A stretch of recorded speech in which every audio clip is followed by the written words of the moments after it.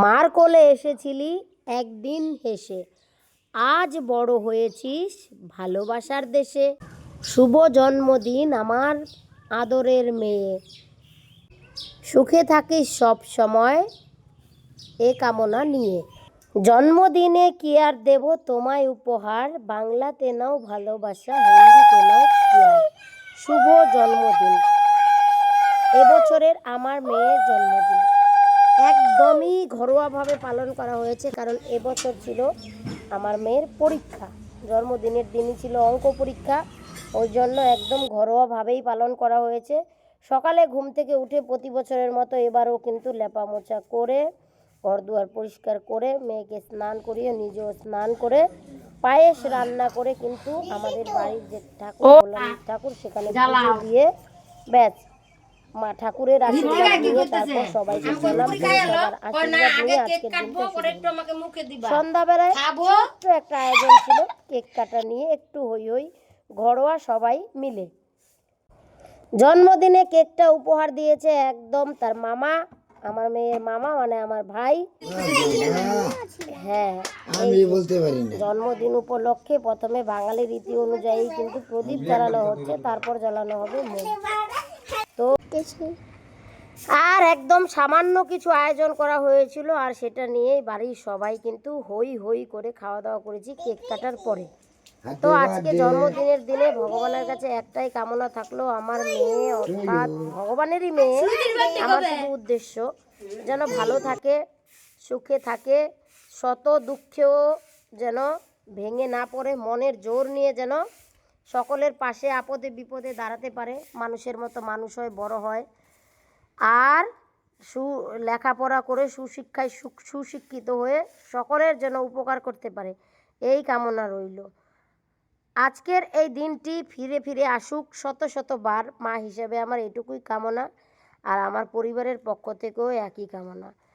তো তোমরা অবশ্যই আমার মেয়েকে জন্মদিনে আশীর্বাদ করো যেন আজকের এই দিনটি শত শতবার ফিরে ফিরে আসে। তো এই যে এটা আমার বাবা,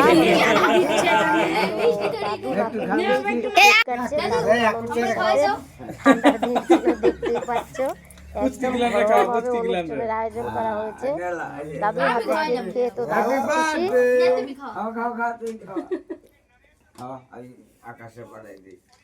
একটু আশীর্বাদ করো শরীরে, ওই জন্য ফুল দুব্বা দেয় মাথা প্রণাম করিস ভালো করে, পায়ে ধরে বাবু, পায়ে ধরে।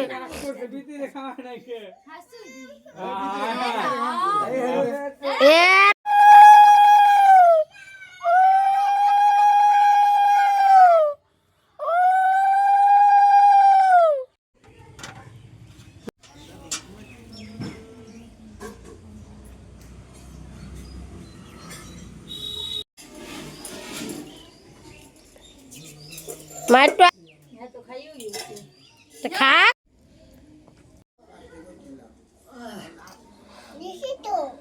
ও জ্বালাও।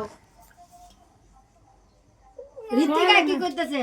আমি কই পুরি খাই এলো, কই না আগে কেক কাটবো পরে একটু আমাকে মুখে দিবা, খাবো। আমি বলতে পারি না।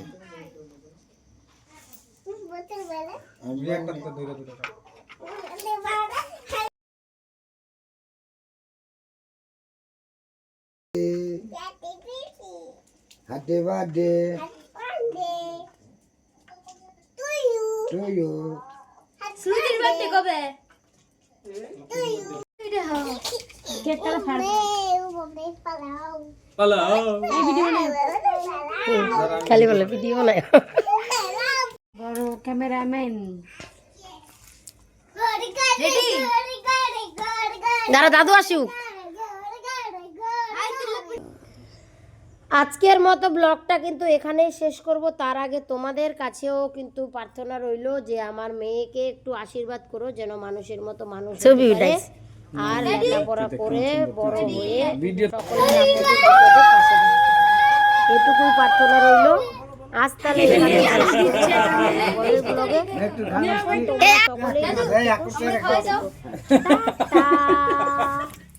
সকলেই